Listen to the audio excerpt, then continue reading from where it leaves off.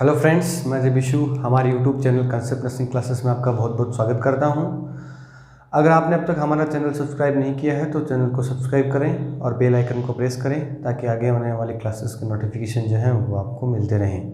आज की क्लास में अपन डिस्कस करेंगे वाइटल साइन के बारे में। वाइटल साइन जो है कॉम्पिटिटिव एग्जाम के पॉइंट ऑफ व्यू से बहुत ज़्यादा इंपॉर्टेंट है। बहुत सारे क्वेश्चन जो है वाइटल साइन टॉपिक से आते हैं, तो वन बाई वन जो है वो एक एक वाइटल साइन के बारे में अपन डिटेल से डिस्कस करेंगे, आने वाले क्वेश्चंस के बारे में डिस्कस करेंगे। तो बात करते हैं अपन वाइटल साइन की। वाइटल साइन, वाइटल साइन जो होते हैं उनका अदर नेम होता है। वाइटल साइन जो होते हैं उनको अपन कार्डिनल साइन भी बोलते हैं। यानी वाइटल साइन और कार्डिनल साइन दोनों का मतलब जो होता है वो क्या होता है, एक ही होता है। बात करें जनरल इंट्रोडक्शन की, तो जो शरीर के बॉडी के जो वाइटल ऑर्गन है जैसे कि हार्ट है, किडनी है, लंग्स है, लीवर है, इनका जो फंक्शन होता है उनको वाइटल साइन के द्वारा डिटेक्ट किया जाता है। जनरली वाइटल साइन की बात करें कि कौन कौन से वाइटल साइन होते हैं, तो बात करें तो सबसे पहले होता है टेम्परेचर। इसके अलावा सेकंड वाइटल साइन बात करें होता है पल्स। इसके अलावा बात करें थर्ड तो होता है रेस्पिरेशन। इसके अलावा फोर्थ बात करें तो होता है ब्लड प्रेशर यानी बीपी। कई बुक्स में फिफ्थ वाइटल साइन भी लिखा है और फिफ्थ वाइटल साइन जो है वो दिया गया है रिप्रेजेंटेशन पेन को। इसके अलावा भी कुछ चीज़ें इंपॉर्टेंट होती हैं बॉडी के अंदर, जो भी एक वाइटल साइन जो होता है उनके अंदर तो इंक्लूड नहीं किया गया, बट वाइटल कैपेसिटी या वाइटल साइन जो होते हैं उनसे कहीं कम नहीं है। बात करें इसके अलावा SpO2 जो होता है यानी ऑक्सीजन का सैचुरेशन जो होता है वो भी बॉडी के अंदर एक वाइटल साइन ही है, बल्कि इन चार जो इंपॉर्टेंट वाइटल साइन होते हैं उनके अंदर इंक्लूड नहीं किया गया। इसके अलावा बात करें ग्लूकोज का जो लेवल होता है, ब्लड ग्लूकोज लेवल जो होता है वो भी एक इम्पोर्टेंट साइन है, जिसके द्वारा भी अपन जो इम्पोर्टेंट ऑर्गन होते हैं, वाइटल ऑर्गन होते हैं, उनके डिटेक्शन का पता लगा सकते हैं। बट ये चार मेन वाइटल साइन होते हैं। इनके अलावा फिफ्थ वाइटल साइन जो दिया गया है वो किसको दिया गया है, टैग पेन को दिया गया है। अब अपन एक ही क्लास में डिस्कस करेंगे वन बाय वन एक एक वाइटल साइन के बारे में। आज की क्लास में अपन सबसे पहले डिस्कस करते हैं टेम्परेचर के बारे में।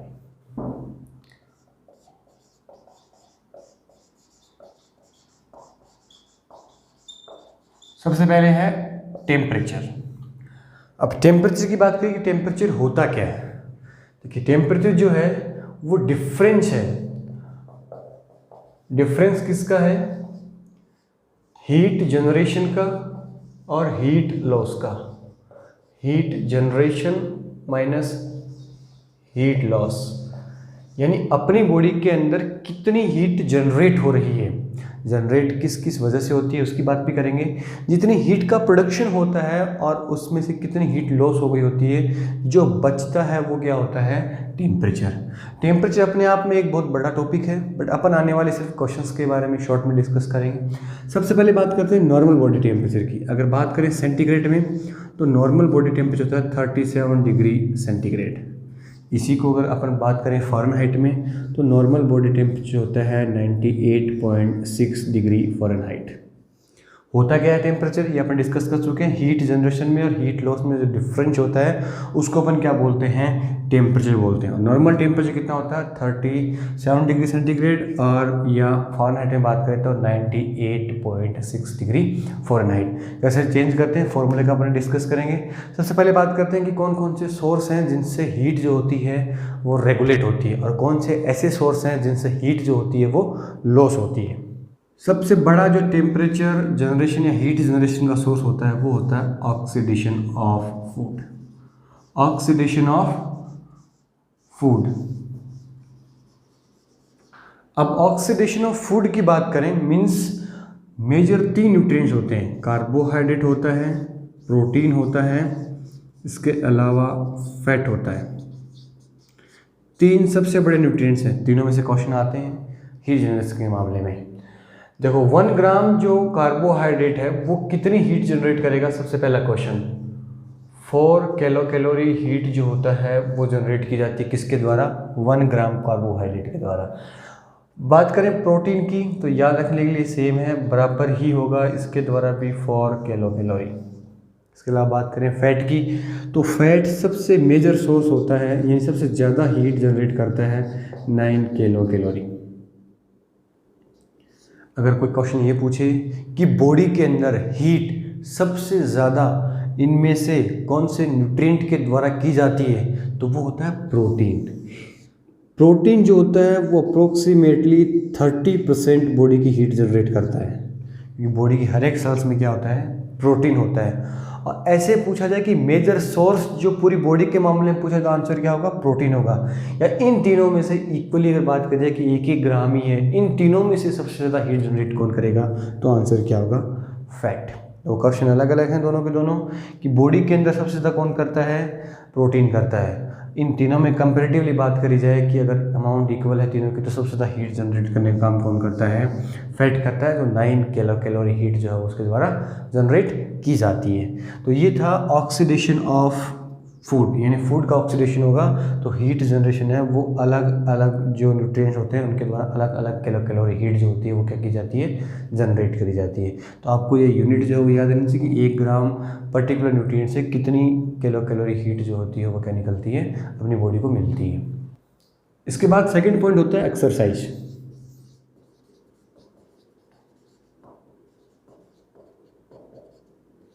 देखो, कोई भी एक्सरसाइज अगर कर रहे हैं, कोई मस्कुलर एक्टिविटी अगर कर रहे हैं, तो उस वजह से भी हीट जो होती है वो जनरेट होती है। ये जो अपन टॉपिक पढ़ रहे हैं सारे के सारे हीट जनरेशन का रीजन है।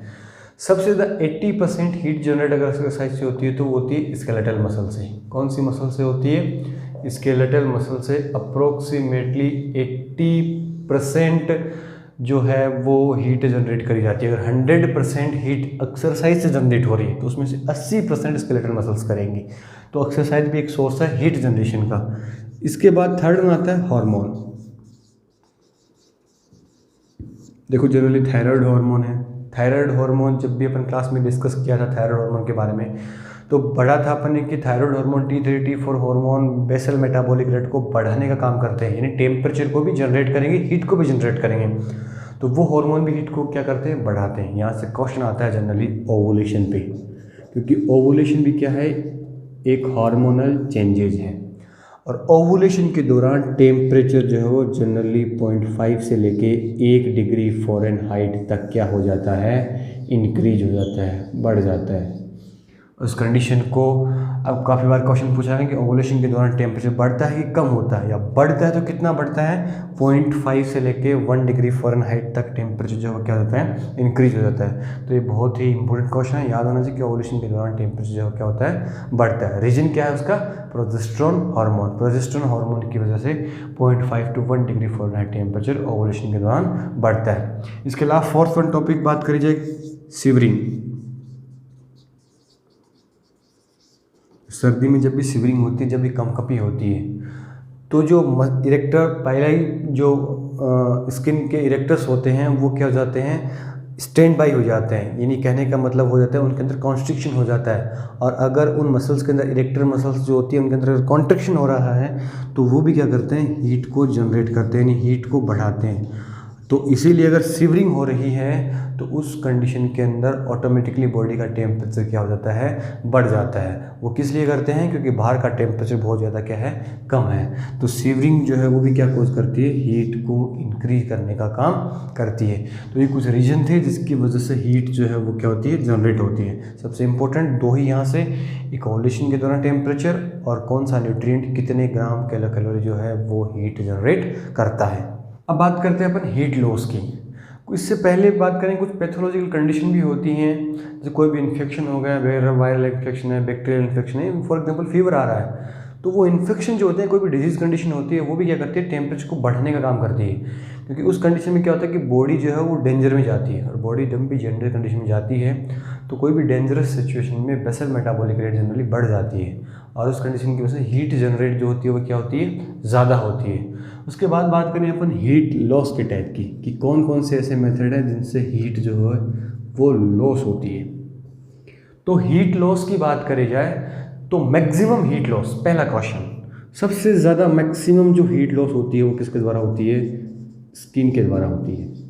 मैक्सिमम वे जो है वो क्या है, स्किन है। कितना होता है, अप्रोक्सीमेटली 85% जो हीट लॉस होती है वो किसके द्वारा होती है, स्किन के द्वारा। इसके अलावा भी लीवर जो है या रेस्पिरेटरी सिस्टम जो है या जीआईटी भी है, यूरिनरी ट्रैक्ट है, इनके द्वारा भी हीट जो है वो लॉस करी जाती है। बट मैक्सिमम हीट लॉस जो किसके द्वारा होती है, स्किन के द्वारा।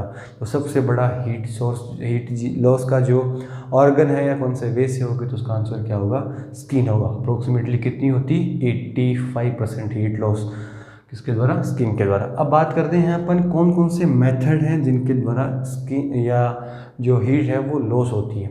तो सबसे पहले सबसे मेजर मेथड की बात करें, इम्पोर्टेंट है, बहुत सारे क्वेश्चन यहाँ से पूछे जाते हैं। और पहला मेथड होता है रेडिएशन। अब रेडिएशन क्या होता है, रेडिएशन होता है कि डायरेक्टली बिना किसी कांटेक्ट में आए हुए इलेक्ट्रोमैग्नेटिक जो वेव होती हैं उनके द्वारा बॉडी की हीट जो होती है वो लॉस कर दी जाती है। अप्रोक्सीमेटली 60% सबसे मैक्सिमम मेथड है जिसके द्वारा हीट सबसे ज़्यादा लॉस होती है। ये क्या था, एक ऑर्गन था, एक बॉडी का पार्ट था जिसके द्वारा हीट लॉस हो रही थी। और ये क्या है, एक मेथड है जिसके द्वारा हीट लॉस हो रही है। तो 4 मेथड अपन यहाँ डिस्कस करेंगे, उसमें से सबसे पहला था रेडिएशन। तो रेडिएशन का मीन्स होता है कि इलेक्ट्रोमैग्नेटिक वेव जो होती है उनके द्वारा हीट का लॉस होना विदाउट किसी डायरेक्ट कॉन्टेक्ट में आए हुए, उस मेथड को अपन कौन सा मेथड बोलते हैं, रेडिएशन मेथड। कितनी हीट लॉस होती है, 60%। सेकेंड वन मेथड की बात करते हैं अपन रेडिएशन के बाद, कन्वेक्शन। बात करें कन्वेक्शन की, कन्वेक्शन क्या होता है कि एक तरफ से जो है वो कोई भी हवा आ रही है, फॉर एग्जांपल एक तरफ से ऑसिलेटिंग कोई भी फैन चल रहा है, गर्म बॉडी है उसके कांटेक्ट में आ रहा है, इधर कांटेक्ट में आने के बाद इधर जो हवा जा रही है वो क्या जा रही है, टेम्परेचर को लेके जा रही है। यानी वो फैन क्या कर रहा है, मेरी बॉडी का टेम्परेचर कम कर रहा है। एक तरफ से हवा जो हवा आ रही है, यानी through the air, by the air, अगर टेम्परेचर जो है, हीट जो है वो लॉस होती है, तो वो कौन सा मेथड होता है, कन्वेक्शन। यानी एयर के द्वारा, यानी एयर उस टेम्परेचर, जो हायर टेम्परेचर जो एरिया है उससे गुजर रही है और उस टेम्परेचर को क्या कर रही है, कम कर रही है, हीट को क्या कर रही है, लॉस कर रही है। उस मेथड को अपन कौन सा मेथड बोलते हैं, कन्वेक्शन मेथड। और अप्रोक्सीमेटली 15% हीट जो होती है वो इसके द्वारा लॉस करी जाती है। 60% सबसे ज़्यादा रेडिएशन से, उसके बाद 15% किससे करी जाती है, कन्वेक्शन से। तो आपको याद रखना चाहिए, ये वाली होगी वो इलेक्ट्रोमैग्नेटिक वेव के द्वारा होगी, ये वाली होगी वो एयर के द्वारा होगी। अब बात करते हैं थर्ड वन मेथड होता है इवापोरेशन।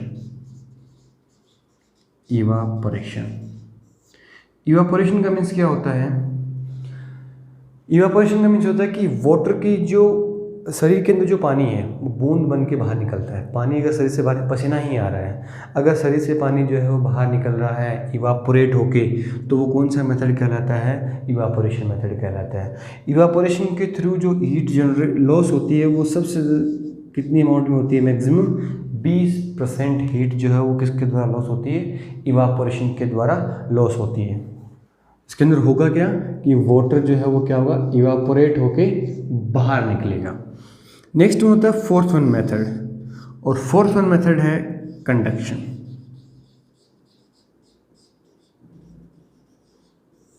बात करें कंडक्शन क्या है, कंडक्शन भी हीट लॉस का एक मेथड है जिसके अंदर दो सरफेस आपस में डायरेक्टली टच में आती हैं, और टच में आने के बाद जो टेम्परेचर ज़्यादा होता है वो सरफेस अपना टेम्परेचर खो देती है, या जो टेम्परेचर जिस भी सरफेस का कम होती है उसका टेम्परेचर ऑटोमेटिकली क्या होता है, बढ़ जाता है। तो दो सरफेस आपस में कांटेक्ट में आती है। अप्रोक्सीमेटली 3% जो है वो हीट लॉस इस मेथड के द्वारा भी होती है। तो बात करें अपन कंडक्शन होता क्या है, इसके अंदर सबसे बड़ा क्वेश्चन एक ही बना है, वो है कि जब भी अपन किसी भी पेशेंट को हॉट या कोल्ड एप्लीकेशन दे रहे हैं तो कौन से मेथड के द्वारा हीट उससे लॉस हो रही है। आंसर क्या होगा, कंडक्शन। कंडक्शन के द्वारा लॉस कैसे की जाती है, कोई भी हॉट या कोल्ड एप्लीकेशन अगर किसी पेशेंट को दे रहे हैं तो कौन से मेथड के द्वारा हीट जो है वो लॉस होगी, कंडक्शन के द्वारा। अप्रोक्सीमेटली कितना होता है वो, 3%। तो ये बात ध्यान में रखनी। 4 मेथड होते हैं हीट लॉस के, जिसमें सबसे ज़्यादा जो है हीट किसके द्वारा लॉस होती है, रेडिएशन के द्वारा कितनी, 60%, इलेक्ट्रोमैग्नेटिक वेव के द्वारा, एयर के द्वारा किसमें होती है, कन्वेक्शन में, वाटर इवापोरेशन के द्वारा किसमें होती है, इवापोरेशन में, और डायरेक्ट कॉन्टैक्ट के द्वारा किसमें होती है, दो सरफेस का, या हॉट एंड कोल्ड एप्लीकेशन के द्वारा किस मेथड से होती है, कंडक्शन मेथड से। तो ये क्या थे, हीट लॉस के 4 मेथड थे। इसके बाद बात करते हैं कि टेम्परेचर की साइड कौन कौन सी होती है, कौन कौन सी साइड से अपन टेम्परेचर ले सकते हैं, साइड्स ऑफ टेम्परेचर, ये कहाँ कहाँ से बॉडी के कौन कौन से पार्ट से अपन टेम्परेचर है वो लिया जा सकता है। सबसे मोस्ट कॉमन जनरली जो होता है वो क्या होता है, ओरल, जो जनरली काम में लेते हैं। ओरल के अंदर क्या होता है कि जो भी इंस्ट्रूमेंट है जिसको अपन क्लिनिकल थर्मोमीटर बोलते हैं, क्लिनिकल थर्मोमीटर का जनरल डिस्कशन अपन करेंगे इसी टॉपिक में। तो क्लिनिकल थर्मोमीटर जो होता है उसको प्लेस किया जाता है अंडर द टंग, और लिप्स जो होने चाहिए वो क्या होने चाहिए, एकदम से क्लोज, हवा ना ही बाहर आनी चाहिए ना ही वो अंदर लेनी चाहिए। और कितनी टाइम के लिए लेते हैं, जनरली 2 मिनट के लिए। तो ये टाइम हमेशा याद रखना चाहिए। टाइम बहुत बार पूछा जाता है कि ओरल टेम्परेचर के लिए जनरली कितनी टाइम के लिए वेट करना है, 2 मिनट के लिए जनरली वेट करना है। और पेशेंट का अंडर द टंग जो है वो अपने को प्लेस कर देना है, और लिप्स जो है वो क्या होने चाहिए, क्लोज होने चाहिए। ठीक है, इसके बाद बात करते हैं अपन कि ओरल टेम्परेचर जब भी लेते हैं तो किन किन चीज़ों का नर्स को रिस्पॉन्सिबिलिटी है वो ध्यान रखनी है। पहली रिस्पॉन्सिबिलिटी, अगर किसी भी पेशेंट ने किसी भी हॉट ड्रिंक या कोल्ड ड्रिंक या स्मोकिंग वगैरह ऐसी किसी भी चीज़ का इंटेक किया है तो हमेशा वेट करना है कि टेम्परेचर जो है वो कितनी देर के बाद लेना है, अप्रोक्सीमेट 15 से लेके 30 मिनट के बाद लेना है। याद रहेगा, इंपॉर्टेंट क्वेश्चन है। किसी ने स्मोकिंग की है, किसी ने कोल्ड ड्रिंक किया है, किसी ने हॉट ड्रिंक किया है कि तो कब तक वेट करना है, 15 से लेके 30 मिनट तक उसका वेट करना है। उसके बाद जो है वो जनरली टेम्परेचर जो है वो लेना है। इसके अलावा बात करें, कोई भी पेशेंट है कोमाटोस पेशेंट, कोमाटोस मीन्स कोई पेशेंट जो कोमा में है, उसका अपन ओरल टेम्परेचर जो है वो क्या नहीं ले सकते। कोई भी बच्चा है, क्योंकि वो बाइट कर लेगा, चांसेस रहेंगे कट लग जाएगा, तो उस वजह से क्या होता है कि इंजरी होने के चांसेस जो है वो बढ़ जाते हैं। ऐसे केसेस के अंदर कभी भी ओरल टेम्परेचर जो नहीं लेना। किसी को कंटिन्यूसली वोमिटिंग हो रही है या कोई पेशेंट ऑक्सीजन पे है, तो ऑक्सीजन वाला पेशेंट जिसको ऑक्सीजन चल रही है, उस पेशेंट ऑक्सीजन मास्क लगा है, ऑक्सीजन वो ले रहा है ओरल कैविटी से, तो उस पेशेंट का भी ओरल कैविटी से टेम्परेचर जो है वो कॉन्ट्राइंडिकेटेड है, नहीं लिया जाता है। सबसे इम्पोर्टेंट क्वेश्चन यही है कि 2 मिनट तक लेना है। और अगर ऐसा कुछ है कि hot drink, cold drink, smoking कुछ कर रखा है तो 15 से लेकर 30 मिनट तक उसका वेट करना है। इसके अलावा क्वेश्चन जो है जनरली ओरल टेम्परेचर नहीं पूछ जाती है। 2 इंपॉर्टेंट लाइन है, दोनों याद रहनी चाहिए। ठीक है, अब बात करते हैं दूसरी साइड की। पहली ओरल, सेकेंड वन साइड होती है रेक्टल साइड।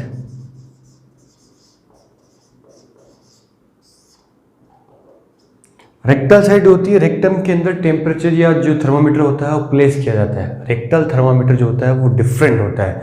रेक्टल थर्मोमीटर जो होता है उसका बल्ब जो होता है वो क्या होता है, थोड़ा मोटा होता है। बल्ब जो है उसकी साइज जो है डायमीटर की बात करी जाए तो वो ज़्यादा होगा, और अगर लेंथ की बात करी जाए तो वो क्या होगा, कम होगा। बल्कि ओरल थर्मोमीटर जो होता है वो क्या होता है, थोड़ा डिफरेंट होता है।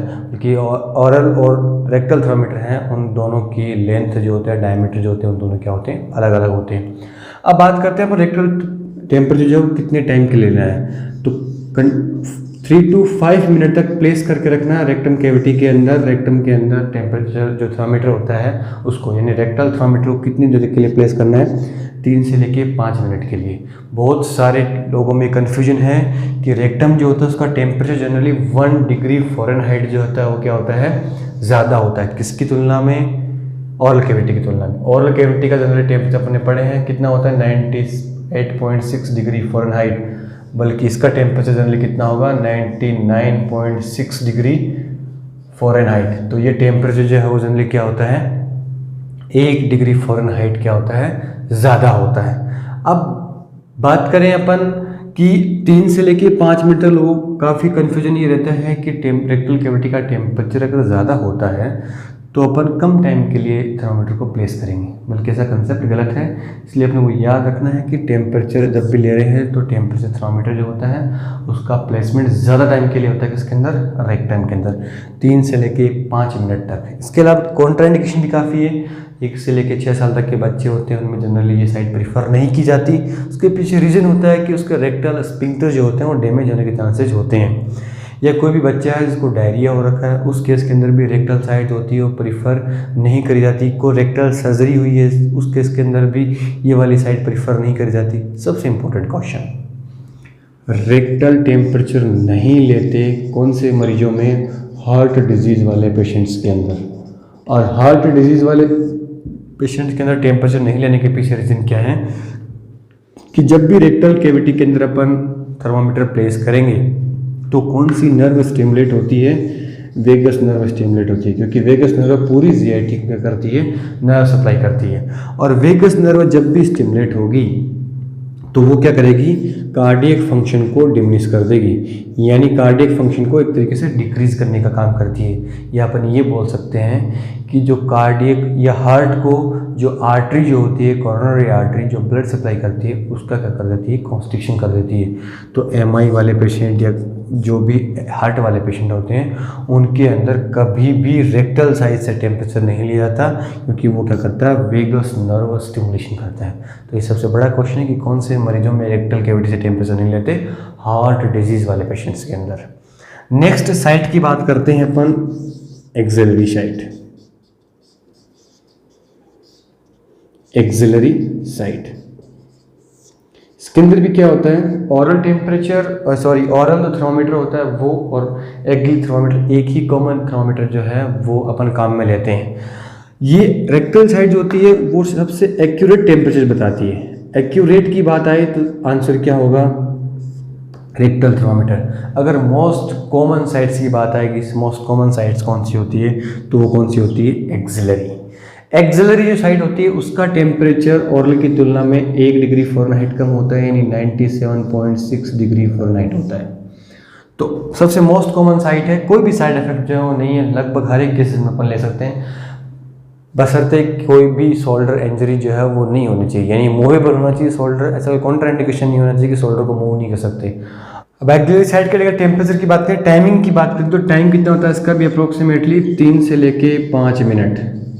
और इस कंडीशन के अंदर टाइम हमेशा इंपॉर्टेंट है, अपने को याद रहना चाहिए कि कितना टाइम के लिए अपन काम में लेते हैं। और कैविटी के अंदर 2 से 3 मिनट, अगर रेक्टल से रहे तो भी 3 से 5 मिनट, एक्सिलरी से ले रहे हैं तो भी 3 से 5 मिनट।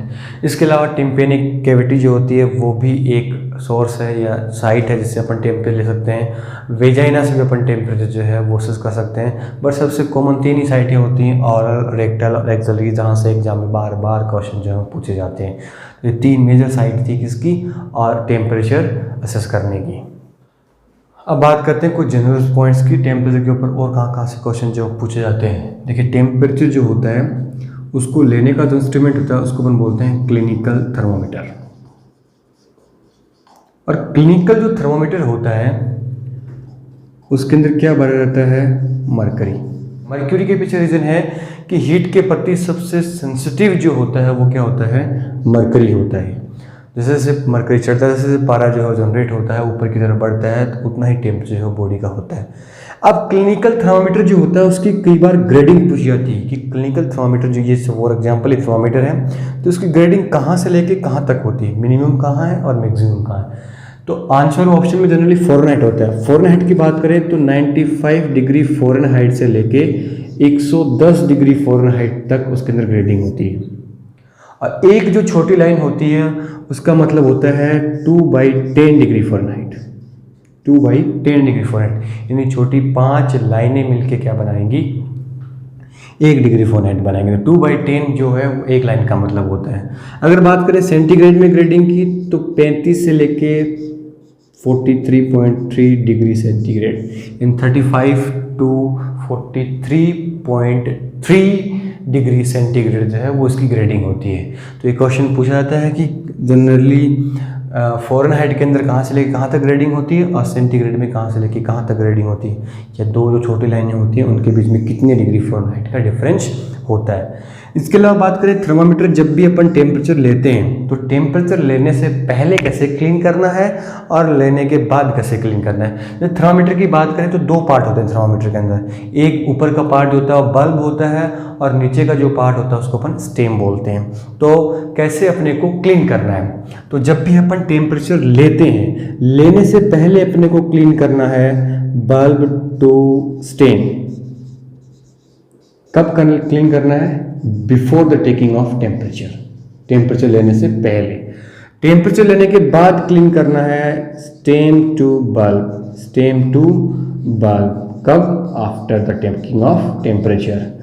इस पे कौन सा कंसेप्ट जो है वो बैठता है कि less contaminated to more contaminated अपने को साफ करना है। जैसे टेम्परेचर अपन ले रहे हैं, अपन ने जो भी डिसइंफेक्टेंट है, कौन कौन से डिसइंफेक्टेंट होते हैं जनरली जहाँ जहाँ से अपन जो थर्मामीटर होता है उसको डिसइंफेक्ट करने का काम करते हैं, वो होते हैं जैसे सेवलॉन होता है,